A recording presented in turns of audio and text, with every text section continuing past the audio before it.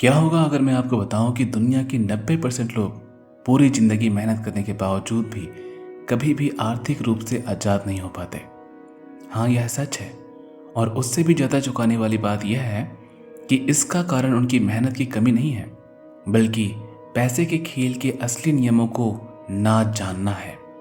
आज की इस कहानी में हम एक ऐसी यात्रा पर जाने वाले हैं जहां एक इंसान ने दुनिया के सबसे महान निवेशकों से सिर्फ एक ही सवाल पूछा, पैसे का खेल आखिर जीता कैसे जाता है। उस इंसान का नाम है टोनी रॉबिन्स और यह कहानी है उसकी मशहूर किताब मनी मास्टर द गेम की। इस यात्रा में उसने बात की दुनिया के सबसे सफल निवेशकों से, जैसे वॉरेन बफेट, रे डैलियो और कई अरबपतियों से, और उनसे सीखे वो नियम जो आम लोगों को कभी नहीं बताए जाते। इस कहानी में आप जानेंगे अमीर लोग पैसे के बारे में अलग कैसे सोचते हैं, क्यों ज़्यादातर लोग निवेश में हार जाते हैं, वह एक रणनीति जो आपकी आर्थिक किस्मत बदल सकता है, और वह 7 नियम जिनसे कोई भी इंसान धीरे धीरे आर्थिक आज़ादी हासिल कर सकता है। लेकिन सबसे महत्वपूर्ण बात, यह कहानी सिर्फ पैसे कमाने के बारे में नहीं है। यह कहानी है पैसे को समझने, उसे अपने लिए काम कराने और अपनी ज़िंदगी को आज़ाद बनाने की।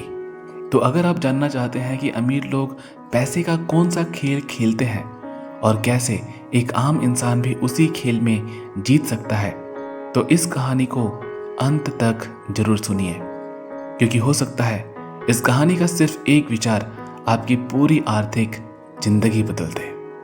चैप्टर 1, एक खेल जिसके नियम किसी ने बताए ही नहीं। एक शाम न्यूयॉर्क के एक बड़े होटल के कमरे में टोनी रॉबिन्स अपने सामने रखी एक अजीब रिपोर्ट पढ़ रहा था। उस रिपोर्ट में लिखा था, दुनिया के 96% लोग पूरी जिंदगी काम करते हैं, लेकिन अंत में आर्थिक रूप से आज़ाद नहीं हो पाते। टोनी चौंक गया, क्योंकि ये लोग मूर्ख नहीं थे, ये लोग मेहनती थे। इनमें डॉक्टर थे, इंजीनियर थे, बिजनेस वाले थे। फिर भी जब रिटायरमेंट आता तो इनके पास इतना पैसा भी नहीं होता कि वह अपनी ज़िंदगी आराम से जी सके। टोनी ने सोचा, आखिर ऐसा क्यों है? क्यों लोग पैसा कमाना नहीं जानते, या उन्हें उस खेल के नियम ही नहीं पता जिसमें वह खेल रहे हैं। उसी रात टोनी ने फैसला किया, वह दुनिया के सबसे अमीर और सबसे सफल निवेशकों से मिलेगा और उनसे पूछेगा पैसे का असली खेल क्या है। और फिर शुरू हुई एक ऐसी यात्रा जिसमें टोनी ने मुलाकात की वॉरेन बफेट, रे डैलियो और पॉल ड्यूडर से।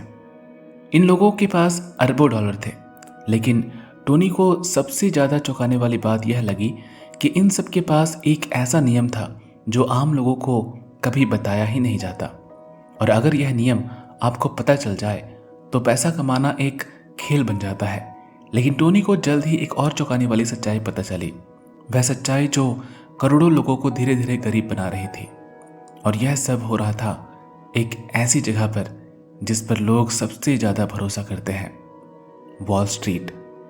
लेकिन आखिर वहाँ ऐसा क्या हो रहा था जिसके कारण आम लोग पैसे के खेल में हमेशा हार जाते थे, और क्यों दुनिया के सबसे बड़े निवेशक उस सिस्टम पर भरोसा ही नहीं करते? और यही राज खुलने वाला है इस किताब के अगले चैप्टर में। चैप्टर 2, वॉल स्ट्रीट का वह खेल जो आम लोगों को कभी समझ ही नहीं आता। पिछली रात टोनी के मन में एक ही सवाल घूम रहा था, अगर मेहनती लोग भी अमीर नहीं बनते तो आखिर पैसा जा कहाँ रहा है? इस सवाल का जवाब ढूंढने के लिए टोनी रॉबिन्स ने वॉल स्ट्रीट की दुनिया को समझना शुरू किया। वह एक बड़े इन्वेस्टमेंट ऑफिस में गया। कमरे में महंगे सूट पहने लोग बैठे थे, बड़ी बड़ी स्क्रीन पर नंबर चमक रहे थे। हर कोई बहुत व्यस्त दिख रहा था, लेकिन टोनी को जल्द ही एक अजीब चीज़ समझ में आ गई। ये लोग पैसा कमाने के लिए नहीं काम कर रहे थे, ये लोग फीस कमाने के लिए काम कर रहे थे। टोनी को पता चला कि वॉल स्ट्रीट का पूरा सिस्टम एक ही चीज़ पर चलता है, fees. Management fees, trading fees, advisory fees, hidden charges. और ये फीस इतनी छोटी लगती है कि कोई ध्यान ही नहीं देता। मान लीजिए आपने 1 लाख निवेश किया, अगर हर साल सिर्फ 2% फीस लगती है तो 30-40 साल में आपके मुनाफे का आधा पैसा गायब हो जाता है। और यह पैसा जाता है वॉल स्ट्रीट के लोगों के पास, टोनी ने एक फाइनेंशियल एडवाइजर से पूछा, अगर मेरे पैसे कम हो जाए तो क्या होगा? एडवाइजर मुस्कुराया और बोला, हमारी फीस तो फिर भी मिलेगी ना। टोनी समझ गया, यह खेल अलग था। अगर आप जीतते हैं वह फीस लेते हैं, अगर आप हारते हैं तो भी वो फीस लेते हैं। यानी इस खेल में जीतने वाला हमेशा वही होता है जो नियम बनाता है। दुनिया के सबसे शांत लेकिन सबसे खतरनाक निवेशक वॉरेन बफेट से टोनी ने पूछा, अगर आम आदमी को अमीर बनना है तो उसे क्या करना चाहिए? वॉरेन बफेट ने बिना एक भी सेकंड सोचे जवाब दिया, सिंपल, वॉल स्ट्रीट के खेल में मत फंसो। टोनी चौंक गया। अगर वॉल स्ट्रीट पर भरोसा नहीं करना चाहिए तो फिर आम इंसान पैसा कैसे निवेश करे?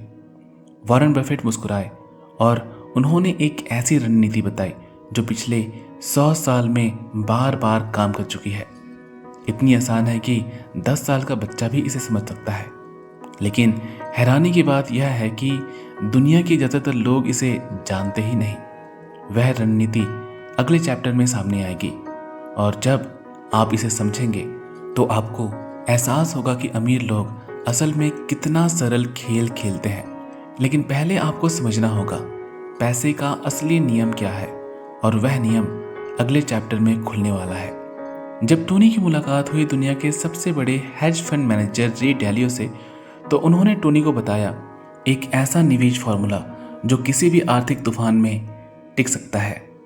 और अब शुरू करते हैं इस बुक का चैप्टर नंबर 3, एक ऐसा नियम जो अमीरों को अमीर बनाता है। वॉल स्ट्रीट की सच्चाई समझने के बाद टोनी रॉबिन्स के मन में एक और बड़ा सवाल था, अगर वॉल स्ट्रीट का नियम आम लोगों के खिलाफ है तो दुनिया के सबसे बड़े निवेशक कैसे लगातार जीतते रहते हैं? इस सवाल का जवाब ढूंढते हुए टोनी पहुंचे एक शांत से ऑफिस में। वहां बैठे थे एक ऐसे इंसान जिन्हें दुनिया का सबसे महान हेज फंड मैनेजर माना जाता है, रे डैलियो।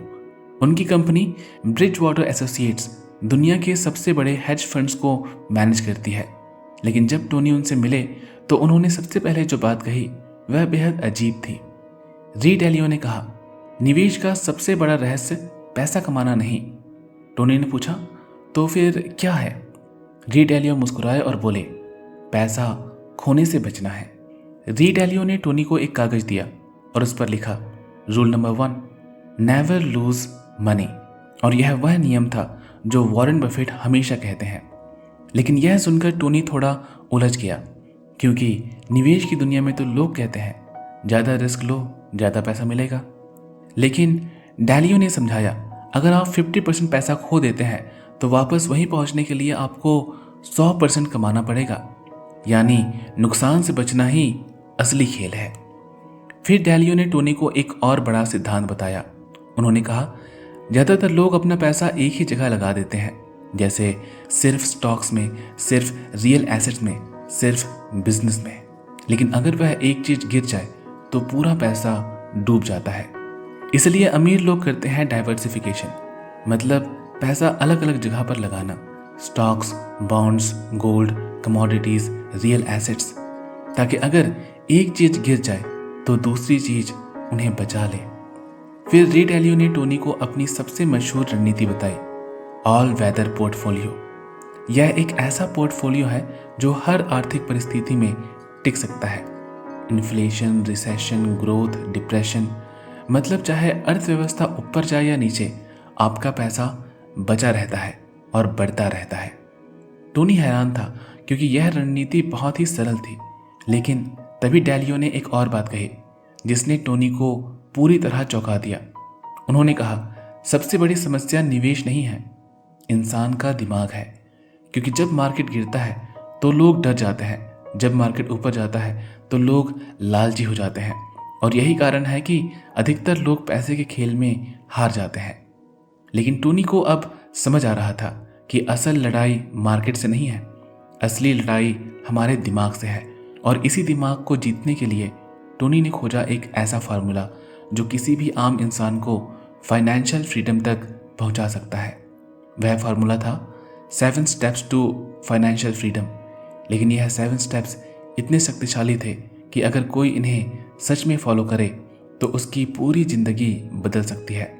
और यही 7 स्टेप्स अब शुरू होने वाले हैं इस बुक के अगले चैप्टर में, जहां टोनी बताएगा वह एक फैसला जो आपकी पूरी आर्थिक किस्मत बदल सकता है। अगर वह फैसला आपने नहीं लिया तो चाहे आप कितना भी पैसा कमा लें, आप कभी अमीर नहीं बन पाएंगे। और अब शुरू करते हैं इस बुक का चैप्टर नंबर 4, एक ऐसा फैसला जो आपकी पूरी आर्थिक किस्मत बदल सकता है। पिछले भाग में टोनी रॉबिन्स ने समझ लिया था कि अमीर लोग मार्केट को हराने की कोशिश नहीं करते, वह एक सिस्टम बनाते हैं। लेकिन अब सवाल था, अगर एक आम इंसान अमीर बनना चाहता है तो उसे सबसे पहले क्या करना चाहिए? टोनी ने यह सवाल दुनिया के कई महान निवेशकों से पूछा। सबने अलग अलग शब्दों में कहा, लेकिन सबका जवाब एक ही था। एक शाम टोनी एक कॉफ़ी के टेबल पर बैठा था और उसके सामने लिखा था फाइनेंशियल फ्रीडम।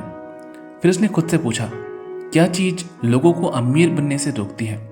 उत्तर साफ था, लोग निवेश नहीं करते, और अगर करते भी हैं तो बहुत देर से करते हैं। यही वजह है कि अमीर लोग बहुत ही सिंपल नियम अपनाते हैं। पहले खुद को भुगतान करते हैं, मतलब जैसे ही पैसे आए पहले उसका एक हिस्सा निवेश के लिए अलग कर दो, फिर बाकी खर्च करो। टोनी ने पाया कि दुनिया की ज़्यादातर सफल लोग अपनी आय का 10 से 20% निवेश करते हैं, और यह निवेश वो ऑटोमेटिक कर देते हैं। मतलब उन्हें हर महीने सोचने की ज़रूरत तक नहीं पड़ती, पैसा खुद ही निवेश हो जाता है।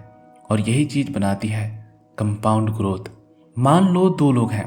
पहला व्यक्ति 25 साल की उम्र में निवेश करना शुरू करता है, हर साल थोड़ा थोड़ा पैसा लगाता है, और दूसरा व्यक्ति 35 साल की उम्र में निवेश करता है और पहले वाले से ज़्यादा पैसा लगाता है, लेकिन फिर भी रिटायरमेंट तक पहला व्यक्ति ज़्यादा अमीर बन जाता है।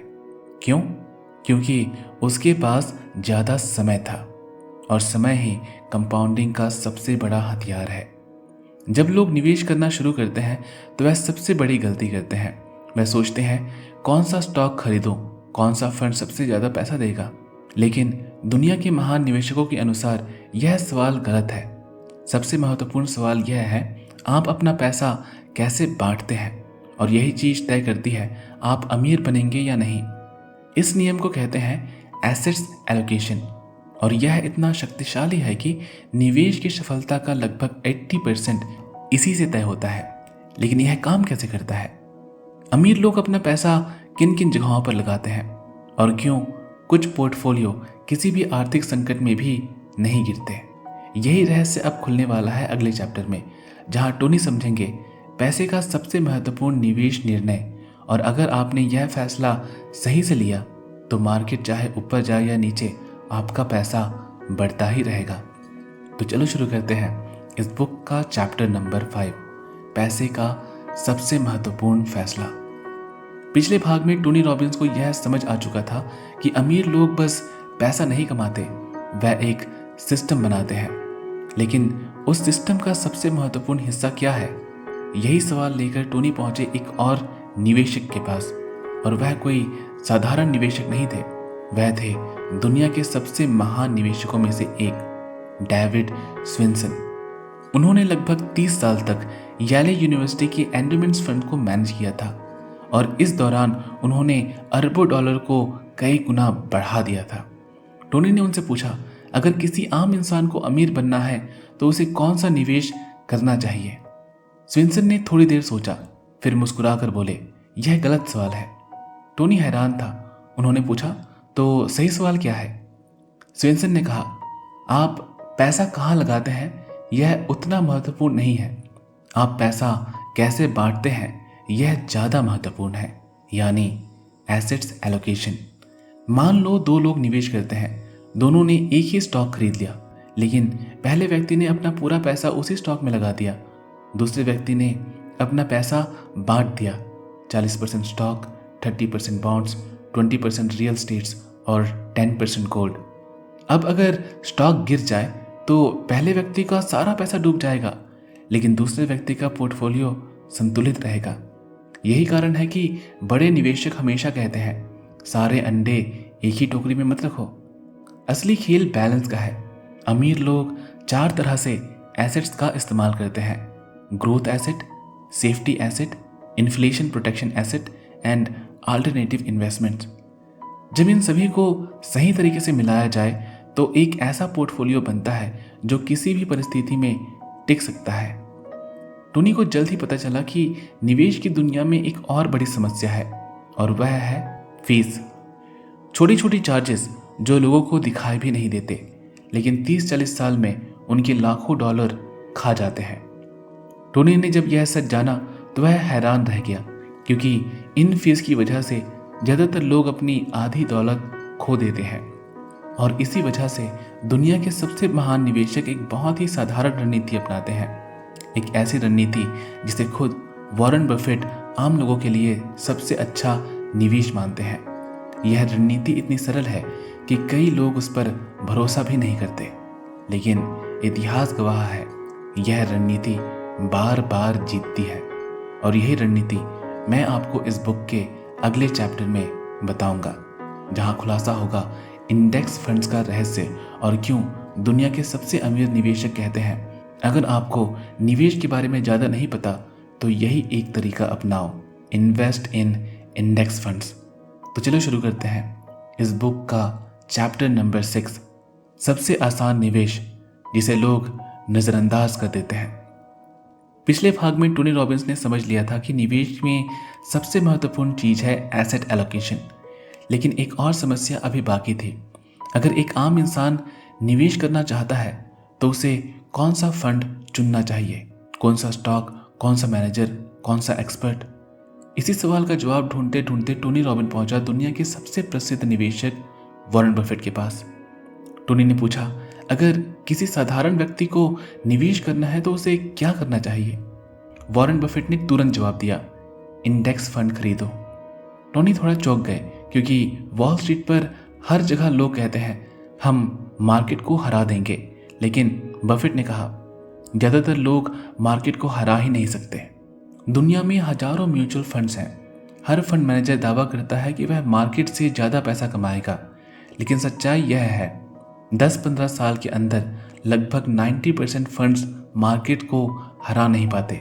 यानी अगर मार्केट सिर्फ 10% भी बढ़ा तो ज़्यादातर फंड्स उससे भी कम बढ़ते हैं। और कारण क्या है? फीस। फंड मैनेजर की फीस, मैनेजमेंट चार्जेस और ट्रेडिंग स्टॉक्स, यह सब मिलाकर रिटर्न्स को धीरे धीरे खा जाते हैं। इंडेक्स फंड्स एक बहुत ही सरल विचार है। यह मार्केट को हराने की कोशिश नहीं करता, यह बस मार्केट को कॉपी करता है। जैसे अगर आप S&P 500 का इंडेक्स फंड खरीदते हैं तो आपका पैसा अमेरिका की 50 सबसे बड़ी कंपनियों में लग जाता है। और इतिहास बताता है कि लंबे समय में मार्केट हमेशा बढ़ता है। वॉरेन बफेट ने एक बात कहा था, अगर उन्हें अपने परिवार के लिए एक ही निवेश चुनना पड़े तो वह चुनेंगे लो कॉस्ट इंडेक्स फंड्स, क्योंकि यह सस्ता है, सरल है और लंबी अवधि में शक्तिशाली है। निवेश करना आसान है, लेकिन निवेश बनाए रखना मुश्किल है, क्योंकि एक दिन ऐसा आता है जब मार्केट अचानक गिर जाता है, समाचार चैनल चिल्लाने लगते हैं, लोग घबरा जाते हैं और तभी लाखों लोग अपनी जिंदगी की सबसे बड़ी गलती कर देते हैं। वह डर के कारण अपना निवेश बेच देते हैं। और यही वह क्षण है जहां अमीर और गरीब निवेशकों का रास्ता अलग हो जाता है, क्योंकि उसी समय दुनिया के महान निवेशक खरीदना शुरू करते हैं। लेकिन वे ऐसा कैसे कर पाते हैं? उन्हें डर क्यों नहीं लगता और वह मार्केट क्रैश को एक अवसर क्यों मानते हैं? यही रहस्य सामने आएगा इस बुक के अगले चैप्टर में, जहां टोनी सीखेंगे अमीरों की मानसिकता क्या है और क्यों निवेश में जीतने के लिए मार्केट नहीं, अपने दिमाग को जीतना पड़ता है। तो चलो शुरू करते हैं इस बुक का चैप्टर नंबर 7, डर का वह क्षण जहां अमीर और गरीब अलग हो जाते हैं। एक सुबह न्यूज़ चैनल पर सिर्फ एक ही खबर चल रही थी, मार्केट क्रैश। लाल रंग की गिरती हुई लाइनों से भरी स्क्रीन, लोग घबराए हुए थे, लगातार फोन बज रहे थे। उसी समय टोनी रॉबिन्स अपने ऑफिस में बैठे यह सब देख रहे थे और अचानक उन्हें याद आया कि इतिहास में ऐसा पहले भी हुआ है। 2000 का .com क्रैश, 2008 का वित्तीय संकट, कई बड़े मार्केट गिरावट। हर बार एक ही कहानी दोहराई जाती है। जब मार्केट गिरता है लाखों लोग घबरा जाते हैं, वह टीवी देखते हैं, समाचार सुनते हैं और फिर डर के कारण अपना निवेश बेच देते हैं। उन्हें लगता है कि वह खुद को बचा रहे हैं, लेकिन असल में वह अपने भविष्य को नुकसान पहुंचा रहे होते हैं। टोनी को एक बात समझ आने लगी, जब भी मार्केट गिरता है कुछ लोग घबराते हैं, लेकिन कुछ लोग खरीदना शुरू कर देते हैं। इन्हीं लोगों में एक है वॉरेन बफेट। उन्होंने एक बार कहा था, be fearful when others are greedy and be greedy when others are fearful. मतलब जब सब लालची हों तो सावधान रहो, और जब सब डर जाएं तो अवसर खोजो। टोनी ने महसूस किया कि असली समस्या मार्केट का नहीं है, समस्या इंसान के दिमाग का है। जब कीमत गिरती है तो हमारा दिमाग कहता है सब बेच दो, लेकिन अमीर निवेशक अलग सोचते हैं। वे जानते हैं कि मार्केट हमेशा चक्रों में चलता है, कभी ऊपर कभी नीचे, लेकिन लंबे समय में मार्केट हमेशा बढ़ता है। वह रोज मार्केट को नहीं देखते, वह हर गिरावट पर घबराते नहीं, वह बस एक नियम फॉलो करते हैं, नियमित निवेश। और धीरे धीरे साल दर साल उनकी दौलत बढ़ती जाती है। अगर कोई व्यक्ति लगातार निवेश करता रहे और सही मानसिकता रखे तो वह रिटायरमेंट के बाद अपना पैसा कैसे इस्तेमाल करेगा। मतलब अगर आपके पास करोड़ों का पोर्टफोलियो है तो आप उसे खर्च कैसे करेंगे ताकि पैसा खत्म भी ना हो और जिंदगी भी आराम से चलती रहे। यही सवाल लेकर टोनी पहुंचे कुछ ऐसे फाइनेंशियल एडवाइजर के पास जिन्होंने एक ऐसे सिस्टम बनाया था जिससे पैसा पूरी जिंदगी चलता रहता है। इसे कहा जाता है लाइफ टाइम इनकम प्लान, एक ऐसी योजना जिसमें आपका पैसा आपके लिए हमेशा काम करता रहता है। और अगर यह योजना सही तरीके से बनाई जाए तो आप ऐसी स्थिति में पहुंच सकते हैं जहां आपको कभी भी पैसे के लिए काम करने की जरूरत नहीं पड़ेगी। और यही रहस्य अब खुलने वाला है इस बुक के अगले चैप्टर में, जहां टोनी बताएंगे पैसा कैसे हमेशा के लिए आय में बदल सकता है और क्यों कुछ लोग रिटायरमेंट के बाद भी अमीर होते जाते हैं, जबकि कुछ लोग कुछ ही सालों में अपना सारा पैसा खत्म कर देते हैं। तो चलिए शुरू करते हैं इस बुक का चैप्टर नंबर 8, जब पैसा आपके लिए काम करना शुरू करता है। मार्केट के उतार चढ़ाव को समझने के बाद टोनी रॉबिन्स के सामने अब एक नया सवाल था। मान लो किसी इंसान ने सालों तक निवेश किया, मार्केट क्रैश से डरा नहीं और धीरे धीरे करोड़ों का पोर्टफोलियो बना लिया, तो फिर आगे क्या होगा? क्या वह बस पैसा निकाल निकाल कर खर्च करता रहेगा? अगर ऐसा हुआ तो एक दिन पैसा खत्म हो जाएगा ना।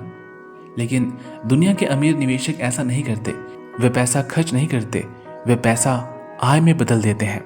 टोनी ने देखा कि अमीर लोग एक अलग ही तरीके से सोचते हैं। वह पूछते हैं मेरे पास कितना पैसा है? यह सवाल नहीं है। वह पूछते हैं मेरे पैसे से हर साल कितनी आय आ रही है। यह फर्क है, क्योंकि अगर आपका पैसा हर साल आय देता रहे तो आपको मूल पैसे को छूने की जरूरत ही नहीं पड़ेगी। टोनी ने एक बहुत ही मशहूर सिद्धांत सीखा, इसे कहते हैं 4% रूल। यह नियम कहता है अगर आपने पर्याप्त निवेश किया तो आप हर साल अपने पोर्टफोलियो का लगभग 4% निकाल सकते हैं और आपका पैसा फिर भी खत्म नहीं होगा। उदाहरण, अगर आपके पास 1 करोड़ का निवेश है तो आप हर साल लगभग 4 लाख निकाल सकते हैं और आपका पैसा फिर भी निवेश में बढ़ता रहेगा। अमीर लोग अपने निवेश में कई तरह की आय बनाते हैं, debit income, bond interest, rental income, investment growth. इससे एक स्थिति आती है जहां पैसा अपने आप आता रहता है, और वही है असली सपना, फाइनेंशियल फ्रीडम। मतलब आप काम इसलिए करें क्योंकि आप करना चाहते हैं, ना कि इसलिए क्योंकि आपको पैसे की जरूरत है। उन्होंने दुनिया के कई अरबपतियों से बात की और उन्हें एक अजीब चीज दिखाई दी। इन लोगों के पास अरबों डॉलर थे, फिर भी वह सिर्फ पैसे के लिए काम नहीं कर रहे थे। उनके पास एक और चीज थी, एक ऐसी चीज जो असली दौलत मानी जाती है, और वह है पर्पस, मतलब जिंदगी का उद्देश्य। टोनी को समझ आ गया कि सच्ची दौलत सिर्फ बैंक अकाउंट नहीं होती। सच्ची दौलत होती है समय, आज़ादी, रिश्ते और दूसरों की मदद करने की क्षमता। लेकिन इससे पहले कि टोनी इस यात्रा को खत्म करे, उन्होंने दुनिया के अरबपतियों से एक आखिरी सवाल पूछा। अगर किसी आम इंसान को अमीर बनना है तो उसे कौन से नियम हमेशा याद रखने चाहिए? उन अरबपतियों ने मिलकर कुछ ऐसे नियम बताए जो पैसे के खेल के अंतिम नियम हैं, और वही नियम अब खुलने वाला है इस बुक के अगले चैप्टर में, जहां सामने आएगा बिलियनियर्स प्लेबुक, वह सोच जो करोड़पतियों और अरबपतियों को दुनिया से अलग बनाती है। तो चलिए शुरू करते हैं इस बुक का चैप्टर नंबर 9, अरबपतियों का प्लेबुक। कई सालों की यात्रा के बाद टोनी रॉबिन्स के पास अब ढेरों नोट्स थे। उन्होंने बात की थी दुनिया के सबसे बड़े निवेशकों से, वॉरेन बफेट, रे डैलियो, पॉल ट्यूडर, डेविड स्विंसन। टोनी ने इन सभी से एक ही सवाल पूछा था, अगर आपको निवेश का पूरा खेल कुछ नियमों में समझाना पड़े तो वह नियम क्या होंगे? और जो जवाब सामने आया वह इतने सरल थे कि टोनी को खुद यकीन नहीं हुआ। नियम नंबर 1, नुकसान से बचो। सबसे पहला नियम लगभग हर निवेशक ने कहा था। वॉरेन बफेट का तो एक मशहूर नियम है, rule number 1, never lose money. Rule number 2, never forget rule number 1। इसका मतलब यह नहीं कि नुकसान कभी नहीं होगा, इसका मतलब यह है रिस्क को नियंत्रित करो। नियम नंबर 2, डाइवर्सिफिकेशन। रे डैलियो ने कहा था, अगर तुम्हारे पास 10-15 अलग अलग निवेश हैं तो तुम्हारा जोखिम बहुत कम हो जाता है। इसलिए बड़े निवेशक हमेशा अपना पैसा अलग अलग जगह पर लगाते हैं।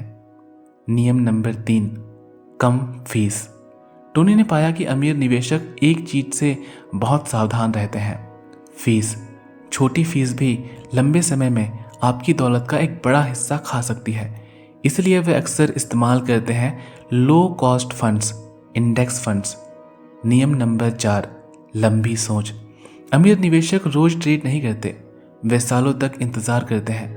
वॉरेन बफेट कहते हैं, अगर आप किसी भी स्टॉक को 10 साल तक खरीद कर रखने को तैयार नहीं तो उसे 10 मिनट के लिए खरीद कर भी अपने पास मत रखिए। नियम नंबर 5, मार्केट को टाइम मत करो। बहुत लोग कोशिश करते हैं मार्केट कब ऊपर जाएगा, मार्केट कब नीचे आएगा, लेकिन सच यह है कि कोई भी इसे लगातार सही नहीं बता सकता। इसलिए बड़े निवेशक करते हैं कंसिस्टेंट इन्वेस्टिंग। पैसे का खेल सिर्फ रणनीति से नहीं जीता जाता, यह जीता जाता है अनुशासन से। क्योंकि सच्चाई यह है, रणनीति जानना आसान है लेकिन सालों तक उसे फॉलो करना यही असली चुनौती है।